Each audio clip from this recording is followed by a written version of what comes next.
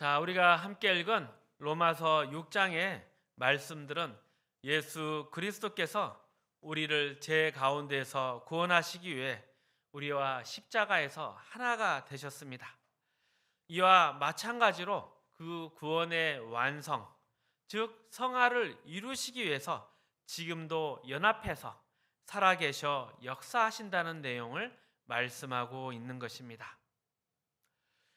우리가 구원 문제를 이야기할 때마다 예수님께서 우리가 죄인 되었을 때 십자가에서 나를 위해 죽으심으로 우리를 살려주셨구나. 전적인 은혜로 구원을 받았다. 이것은 모두 다 믿고 있습니다. 그래서 이 구원이 절대 취소되지 않으며 또 하나님의 그 능력과 하나님의 신실하심의 근거에서 우리에게서 그 구원을 뺏거나 방해할 자가 아무도 없는 것입니다. 그러나 예수 그리스도께서 죽으사 우리를 죄에서 꺼내신 것처럼 예수님이 부활하셔서 우리의 머리가 되시고 또 지금 하나님 보좌 우편에 계셔서 우리를 계속해서 돕고 계시고 우리를 위해 간구하고 계시다는 것, 즉 우리의 성화가 완성될 때까지 함께하고 있다는 이에 대한 확신은 대부분 부족하다고 하겠습니다. 왜 이런 확신이 적은가 보면 우리는 우리의 신분의 구원이 단번에 끝나고 완성되었다. 여기에 대해서는 잘 알고 있지만 우리의 수준의 구원, 이 성화라는 것이 점진적으로 나아가는 것이라는 것을 잘 이해하지 못하는 데 있습니다. 점진적으로 나아간다는 것은 한 번에 완성이 되는 것이 아닙니다. 그리고 점진적으로 나아가다 보면 그 과정에서 실패란 것도 맛볼 수 있기 때문에 우리는 거기서 혼란스러워하고 당황스러워하는 것입니다. 우리가 이제 수준이 자라나고 있다 이런 생각을 못하고 내가 틀린 것이 아닌가 이런 걱정을 하기 때문입니다. 그러나 로마서 6장이 선언하는 그 그리스도의 연합은 십자가의 연합, 내 죄를 대신한 그 연합뿐만이 아니라 이제 우리의 현실 가운데서도 하나님이 우리를 온전한 하나님의 자녀로 키워가시기 위해서 지금도 그 연합의 과정을 걷고 있다. 이 수준의 구원의 완성을 가고 있다. 이것에 대해서 우리가 놓치지 말아야 할 것입니다.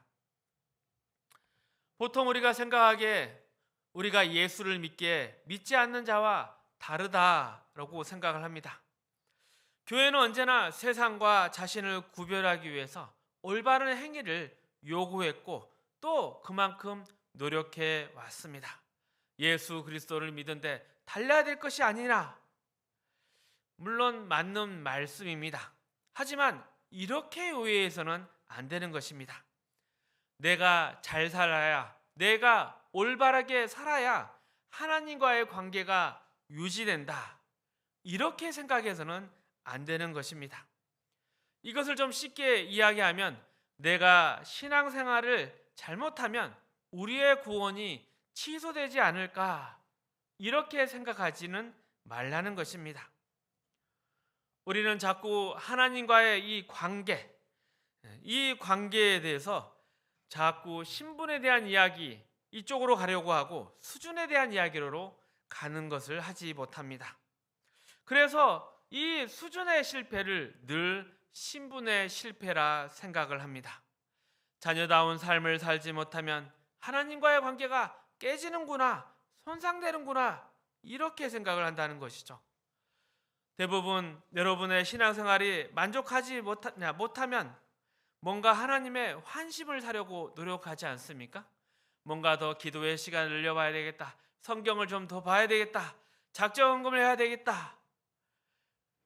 물론 이러한 노력은 좋지만 좀 더 본질적으로는 관계를 이렇게 얻기 위해서 환심을 사는 노력, 이것은 적절한 것이 아닙니다.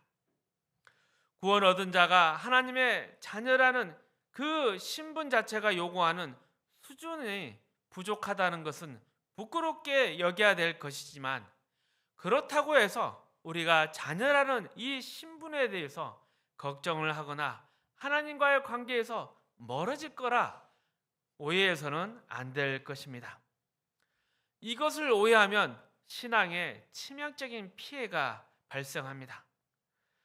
이러한 부끄러움을 뭔가 분발의 미끄럼으로 삼는 것이 아니라, 하나님과의 관계가 소원해졌으니까 에라 모르겠다, 더 하나님과 더 멀어지고 하나님 앞에서 숨고 자포자기한 식의 나쁜 일들이 만들어지게 되는 것입니다. 하나님은 우리가 복종을 해서 쓸만해서 우리를 사랑하신 것이 아닙니다. 우리가 죄인이었을 때 하나님이 먼저 사랑하셨고 그분이 독생자를 주셨습니다. 이에 대해서 로마서 5장을 통해서 한번 확인해 보겠습니다.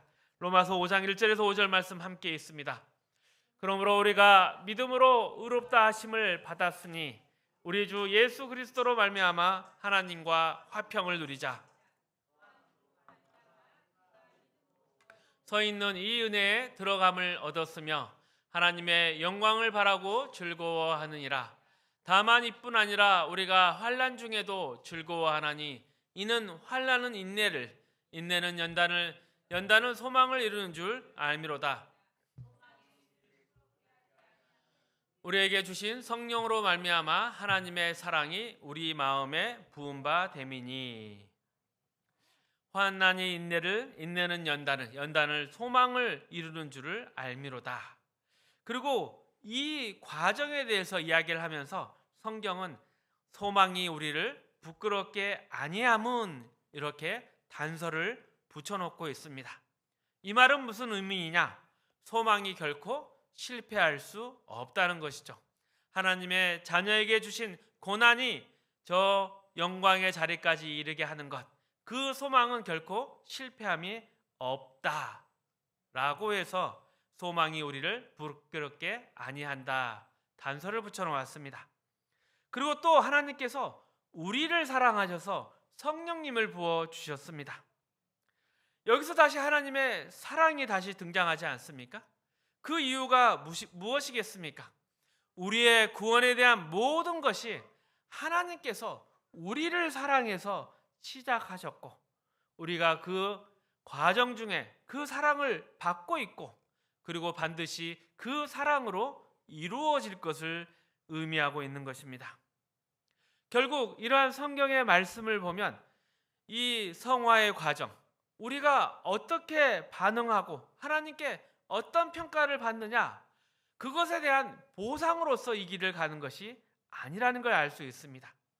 그래서 환난 중에 실패나 절망, 후회하는 거나 모든 문제들에 있어서 너희는 절망하지 말라, 즐거워하라, 계속 성경이 가르치고 있는 것입니다. 계속해서 로마서 5장 6절에서 8절 말씀 같이 읽어봅니다. 우리가 아직 연약할 때 기약대로 그리스도께서 경건하지 않는 자를 위하여 죽으셨도다. 의인을 위하여 죽는 자가 쉽지 않고 선인을 위하여 용감히 죽는 자가 혹 있거니와, 우리가 아직 죄인 되었을 때 그리스도께서 우리를 위하여 죽으심으로 하나님께서 우리에 대한 자기의 사랑을 확증하셨느니라. 이 말씀에 의하면 예수 그리스도가 언제 죽으셨습니까? 우리가 아직 죄인 되었을 때입니다. 그리스도의 필요성을 알지도 못할 때 먼저 우리를 사랑하사 그 육체를, 우리의 죄를 위해서 십자가에 내어주셨습니다. 똑같은 사랑이 지금도 함께하고 있는 것입니다. 우리의 이 성화에서도 우리의 못난 것, 실패, 그로 인한 부끄러움이나 실망들, 이러한 것이 하나님의 사랑과 하나님의 손길을 막을 수는 없는 것입니다. 우리가 죄연디 있을 때 찾아오셨고 시작하셨습니다. 우리의 신앙의 실천과 그 책임에 실패가 있다고 해서 하나님이 그 사랑을 바꾸시거나 덜 하시거나 우리와의 관계에 어떤 손상이 갔다, 이런 생각을 가져서는 안 되는 것입니다. 그런데 왜 우리는 그런 생각을 가질까요? 그것은 인간이 끊임없이 가지는 자기 의에 대한 생각 때문에 나온 것입니다. 이것은 성경이 말하는 복음과는 아무런 관계없는 자기만의 생각입니다. 하나님께서 우리를 죄에서 구원하신 것처럼 이것이 사랑과 은혜였으면, 이것이 전적인 하나님의 은혜였으면 동일하게 우리가 하나님의 자녀가 되어가는 이 성화의 완성에도 똑같은 은혜와 사랑이 있을 것이고 똑같은 능력의 역사가 있을 것입니다. 이것을 우리가 확신해야 합니다. 그런데 이처럼 성화의 과정에 있어서 하나님이 함께 하신다, 하나님이 그 일을 이루신다, 이것을 또 계속 강조해서 말씀드리면 또 이렇게 오해하시는 분들이 있습니다. 로마서 6장 6장의 1절처럼 구원이 오직 은혜로 의한 것이면 내가 할 것이 남아있지 않다, 그러면서 일종의 방임주의가 나올 수 있습니다. 그러나 그럴 수 없는 것은 죄에서 벗어나고 형벌을 받지 않는 것이 구원의 전부가 아니기 때문입니다. 구원은 거룩의 완성이고 영광의 승리로 나아가는 시작에 불과한 것입니다. 우리가 얻은 구원에 감사하고 이제 앞으로 나아가야 하는 것입니다. 물론 이처럼 나아가는 것도 하나님이 준비하시고 이끌어 가시는 것입니다. 하나님께서 낳으셨고 또 기르시고 계시는 것입니다. 히브리서 12장 7절에서 8절 말씀입니다. 함께 읽어봅니다. 너희가 참음은 징계를 받기 위함이라. 아버지가 징계하지 않는 아들이 있으요 징계는 다 받는 것이거늘 너희에게 없으면 사생자요 친아들이 아니니라. 하나님께서 훈련시키는 이유는 우리가 하나님의 자녀이기 때문입니다.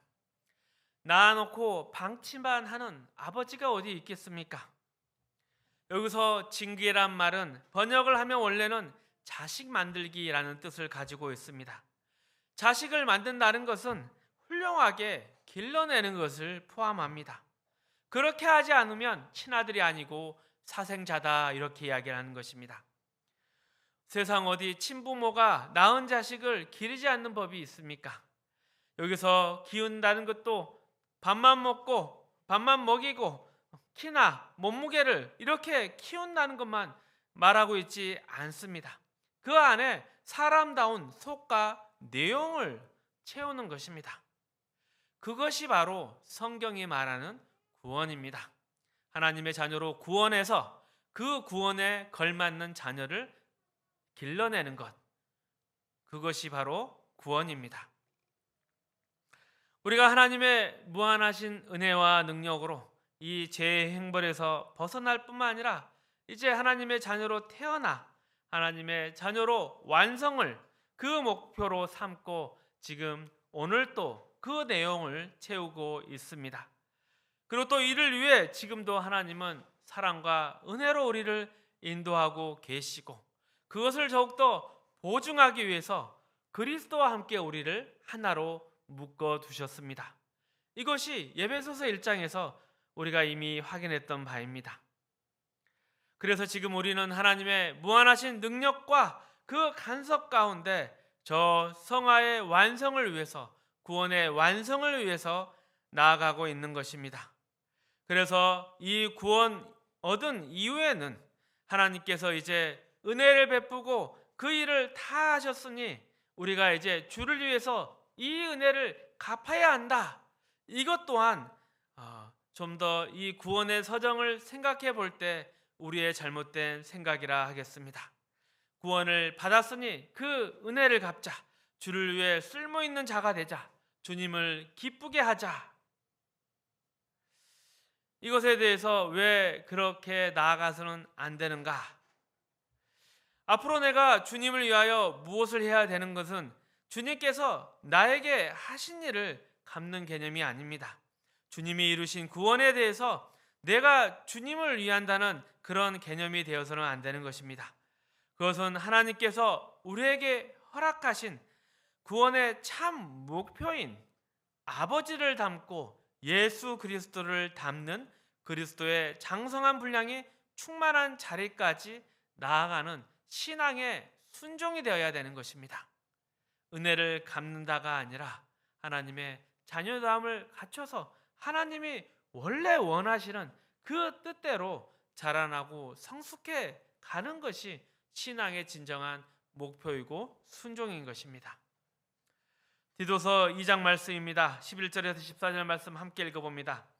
모든 사람에게 구원을 주시는 하나님의 은혜가 나타나 우리를 양육하시되 경건하지 않는 것과 이 세상 정욕을 다 버리고 신중함과 의로움과 경건함으로 이 세상에 살고 복스러운 소망과 우리의 크신 하나님 구주 예수 그리스도의 영광이 나타나심을 기다리게 하셨으니.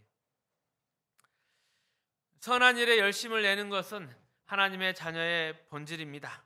우리의 순종이라는 것은 하나님께서 우리의 아버지이시기 때문에 하나님을 닮아가는 것이고, 또 그분께서 우리에게 주시고자 하며 그분께서 목표하시는 것을 채우려는 이러한 신앙의 발상에서 나와야 하는 것이지, 결코 은혜를 갚는다, 빛을 갚는다, 이런 개념은 절대 아닌 것입니다. 이것을 왜 계속 강조해서 말씀드리냐? 빚을 갚는다 식으로 신앙을 생각하면 이런 문제점이 또 있습니다. 신앙에 실패를 했거나 내 자신이 정말 쓸모없게 보이는 그런 실패를 했을 때, 과연 나는 하나님의 자녀가 맞나? 내 구원은 혹시나 취소되는 게 아닌가? 이런 쓸데없는 걱정이나 자기 정죄를 하기 때문입니다. 우리의 신앙의 모든 것, 삶의 모든 것은 하나님과의 관계에 서 있는 것입니다. 그리고 그 관계는 하나님의 은혜와 사랑에 근거한 것이지, 우리가 뭔가 쓸모 있거나 열심 있거나 열정에 근거하고 있는 것이 아닙니다. 그래서 이것이 바로 믿음의 문제인 것입니다. 혼자의 문제가 아니라 상대에 대한 그 믿음의 문제로 나아가는 것입니다. 누가복음 17장 1절에서 4절까지 말씀입니다. 우리 함께 읽어봅니다.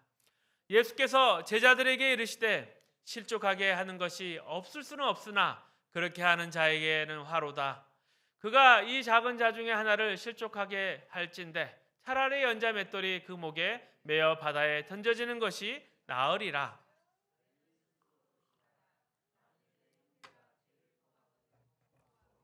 회개하거든 용서하라.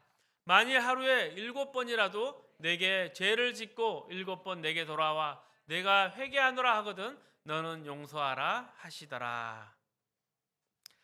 이 부분은 예수님께서 구원받은 하나님의 자녀가 신앙의 어떤 기준으로 살아야 되는가, 이것을 가르치고 있습니다. 이 신앙의 삶이라는 것이 남에게 시험거리가 되거나 남을 실족해 해서는 안 되는 것이다. 삶의 모범을 보이고 덕스럽고 무엇인가 본받을 만 해야지 시험거리는 되지 말라. 누가 잘못하면 용서를 해주고 옳은 일을 할 수 있도록 분별해서 가르쳐야 줘야 되고, 또 그 용서에 대해서는 70번씩 7번이라도 용서하는 마음을 가져야 한다. 이렇게 제자들에게 가르치고 있습니다. 그런데 이것을 들은 제자들은 아니 예수님, 이것은 절대 말이 안 됩니다. 이렇게 생각하고 있습니다. 다른 복음서에서는 70번에 7번씩이라 나와 있습니다. 그래서 예수님이 다음과 같은 대답을 하십니다. 5절에서 6절 말씀 함께 읽어봅니다. 사도들이 주께 여짜오되 우리에게 믿음을 더하소서 하니 주께서 이르시되 너희에게 겨자씨할 만한 믿음이 있었더라면 이 뽕나무더러 뿌리가 뽑혀 바다에 심겨라 하였을 것이요 그것이 너희에게 순종하였으리라. 그러니까 앞서 그 말씀의 내용이 믿음이란 내용으로 옮겨가고 있는 것입니다. 우리가 생각할 때 믿음이라는 것은 무엇입니까? 우리의 신앙생활을 승리케 하는 원동력이다. 이렇게 생각을 합니다. 그리고 한번 돌이켜 생각해 보십시오. 우리가 구원을 얻었을 때 믿음이 어떻게 사용되었습니까? 아, 예수님께서 나를 위해 돌아가셨구나. 이것을 믿고 그분의 은혜와 사랑이 값없이 나를 구해 주셨다. 이것을 믿었습니다.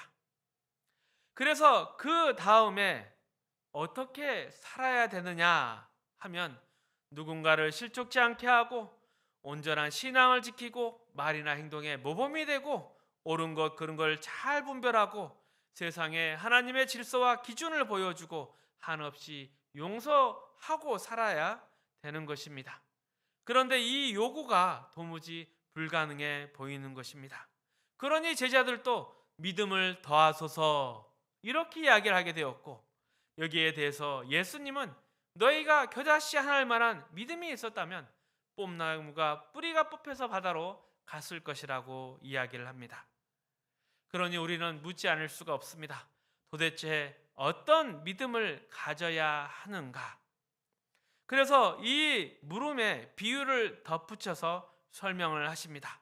앞에 본문과 계속 연결되어 있는 본문입니다. 7절에서 10절 말씀 함께 읽어봅니다. 너희 중에 누구에게 밭을 갈거나 양을 칠거나 하는 종이 있어 밭에서 돌아오면 그더러 곧 와서 먹으라 말하는 자가 있느냐? 도리어 그더러 내 먹을 것을 준비하고 띠를 띠고 내가 먹는 마신 동안에 수종 들고 너는 그 위에 먹고 마시라 하지 않겠느냐? 종에게 감사하겠느냐? 이와 같이 너희도 명령받은 것을 다 행한 후에 이르길 우리는 무익한 종이라 우리가 하여야 할 일을 할 것뿐이라 할지니라. 참 이 비유는 좀 이상한 비유라 하겠습니다. 이 비유로 은혜를 받았다 하는 사람 저는 본 적이 없습니다. 왜냐하면 여기 안에는 냉정한 현실이 있을 뿐입니다. 종이 수고하고 돌아왔는데 주인이 집에서 이리저리 뒹굴뒹굴하고 놀고 있다가 야 밥상 차려라 이렇게 이야기를 해놓고 주인이 먼저 먹는 것입니다. 주인이 종도로 야 너 밖에서 수고했다 너 먼저 먹어라 그럴 수 없다. 이것이 이 비유의 내용입니다. 그런데 왜 예수님께서 이 비유를 말씀하셨을까요? 이 비유의 핵심은 종이 유능하고 열심히 있다고 해서 가족이 될 수 있느냐? 그럴 수 없다는 것입니다. 물론 종이 유능하면 가족 이상으로 친해질 수는 있지만 이것은 훨씬 더 냉정한 원칙의 문제입니다. 가족과 종이 같을 수가 없는 것입니다. 지금 예수님이 제자들에게 가르치는 것은 너희가 종이 아니라는 것입니다. 너희가 유능하고 열심히 일하고 쓸모가 있으면 너의 믿음이 효용이 있는 것이 아니라 너희가 바로 내 자녀이기 때문에 너희가 믿음을 가지라는 것입니다. 그러니까 이 믿음이라는 것은 가족에게 자녀에게 준 것입니다. 이해가 되십니까? 여러분이 자녀를 키울 때를 생각해 보십시오. 자녀들의 최고의 무기가 무엇입니까? 때 쓰다가 안 되면 나 밥 안 먹어. 그래도 안 되면 나 집 나갈래. 이것이 제일 큰 무기 아닙니까? 이게 왜 무기가 되느냐? 가족이니까.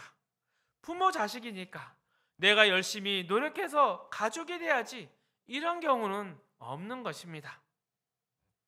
그러니 하나님과의 관계를 노력해서 확보하려는 그러한 시도를 하지 마십시오. 여러분에게 믿음을 준 것은 그리고 또 그 믿음을 써먹으라 하는 것은 가족이기 때문입니다. 하나로 묶인 사랑의 관계이기 때문입니다. 마틴 루터는 이런 고백을 했습니다. 내가 무엇인가 하나님 앞에 공헌해서 보상을 기대하고 나의 성결한 행위와 하나님의 은혜를 교환하려는 습관이 늘 나에게 최고의 유혹입니다. 이것이 우리 모두 안에 있는 것입니다. 하나님 앞에 제가 뭔가 할 수 있습니다. 이것이 하나님과의 나의 관계요. 또 내가 남보다 열심히 살았습니다. 이게 하나님과 더 긴밀한 유익이다. 이런 생각을 하고 있는 것입니다. 이런 생각 가지다가 이런 문제가 생기게 됩니다. 그러한 것이 없게 되었을 때, 내가 아무것도 하지 못하고 남보다 못 산다 생각이 들었을 때는 하나님의 관계까지도 의심하게 되는 것입니다.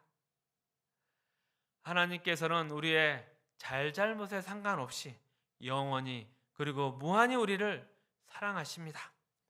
기뻐하시고 또 어떨 때는 안타까워하시고 이런 순간들도 있겠지만 늘 동일하게 사랑하고 계십니다. 이 부분을 놓치지 마십시오. 이것을 이해하면 우리에게 위로가 되기도 하고 또 한편으로는 우리의 그 자랑과 교만도 내려놓을 수 있게 되는 것입니다. 우리의 믿음이 무엇입니까? 하나님께서 우리를 사랑하셔서 예수 그리스도 안에서 구원해 주셨고 그 사랑으로서 우리의 만족과 완성을 위해서 우리를 인도하시고 기필코 이루고야 만다는 그 약속, 거기에 대한 확신이요 감사가 바로 믿음입니다. 이것이 우리를 움직여서 신앙생활에 승리하게 하는 것이지, 우리가 뭔가 잘나서 하나님의 관계를 거꾸로 확인하려 든다면 이것이 뒤죽박죽되어서 우리의 신앙생활이 괴로워지는 것입니다. 만약 하나님께서 우리 손에 들린 것 때문에 우리를 사랑하신다면 우리의 손에 아무것도 없을 때 하나님께서 우리를 무시하신다, 이렇게 이야기할 수는 없는 것입니다. 로마서 5장 5절 말씀입니다. 함께 봅니다. 소망이 우리를 부끄럽게 하지 아니함은 우리에게 주신 성령으로 말미암아 하나님의 사랑이 우리 마음에 부은 바 됨이니. 이것은 사랑으로 시작된 것이지 우리의 가치야 우리의 공로로서 시작된 것이 아닙니다. 하나님 쪽에서 먼저 이유와 원인을 가지고 시작하신 것입니다. 그리고 이것은 구원에 대해서 또한 성화에 대해서도 동일한 것입니다. 우리가 잘해서 복받고 못해서 벌받는 것이 아니라 그것이 하나님의 뜻과 목적에 부합하기 때문에 있는 것입니다. 자녀에게 영벌이라는 것은 없습니다. 그러나 무엇은 있습니까? 꾸중이나 교정은 있을 수 있습니다. 그대로 놔두면 안 되니까 혼을 내리는 것이죠. 교정을 받는다는 것은 잘못한 만큼 혼을 내기도 하지만 결국은 그 길로 가면 안 되니까 매를 들어 가르치는 것입니다. 로마서 8장식으로 이야기하면 바로 이것이죠. 그러므로 이제 그리스도 예수 안에 있는 자에게는 결코 정죄함이 없나니. 그러니까 예수 안에 있는 자에게는 벌이 없는 것입니다. 이 선언의 중요성은 더 이상 법으로 자신을 평가하지 말라는 것입니다. 더 이상 세상적인 법으로 그 잣대로 들이밀지 말라는 것이죠. 우리는 법 가운데 있는 것이 아니라 하나님의 사랑 가운데 있습니다. 우리가 못났을 수 있습니다. 그러나 버림받거나 하나님 앞에 소홀히 취급받거나 외면당하지 않습니다. 자녀를 키울 때 말 안 듣는 자식이나 못난 자식에게 어찌 보면 더 많은 부모의 사랑과 걱정, 정성이 쏟아지듯이 하나님께서는 더 돌봐야 될 그 자녀들에게 더 많은 은혜와 사랑으로 함께 하실 것입니다. 결코 우리를 몇 번 선보고 말는 그만 포기하거나 또 이유 없는 화를 내실 그런 아버지가 아니십니다. 그래서 로마서 5장 9절에서 10절까지의 말씀을 우리는 이제 이해할 수 있습니다. 우리 같이 한번 읽어보겠습니다. 그러면 이제 우리가 그의 피로 말미암아 의롭다 하심을 받았으니 더욱 그로 말미암아 진노하심에서 구원을 받을 것이니 곧 우리가 원수 되었을 때 그의 아들의 죽으심으로 말미암아 하나님과 화목하게 되었는즉 화목하게 된 자로서 더욱 그의 살아남으심으로 말미암아 구원 받을 것이니라. 곧 그뿐 아니라 이제 우리로 화목하게 하신 우리 주 예수 그리스도로 말미암아 하나님 안에서 또한 즐거워하느니라. 구원을 기뻐하듯이 구원 얻은 자의 신앙의 현실이 그리스도의 은혜 가운데 있기 때문에, 그리고 그 승리가 결국 보장되었기 때문에 우리는 이 현실 가운데 즐거워할 수 있습니다. 물론 우리의 못난 것을 많이 봐야 하고 또 부끄러울 것이 있지만 우리는 이것을 즐길 수 있어야 합니다. 결국 하나님께서 우리를 완성하시기 위해서 결코 우리를 놓지 않으실 것입니다. 구원에서도 그랬듯이 성화에서도 그 완성을 향해서 지금 하나님께서 우리를 인도하시는데 한치의 오차가 있거나 실패는 결코 없을 것입니다. 하나님의 무한하신 사랑과 은혜가 우리를 구원의 승리와 영광의 자리에 이르게 하실 것을, 이것을 믿음으로써 우리의 실패와 못난 것을 확인하는 오늘이지만 더욱 우리는 즐거워하면서 이 길을 갈 수 있습니다. 하나님의 그 신실하심을 믿는 것이 자녀의 힘입니다. 승리하시기를 축복합니다.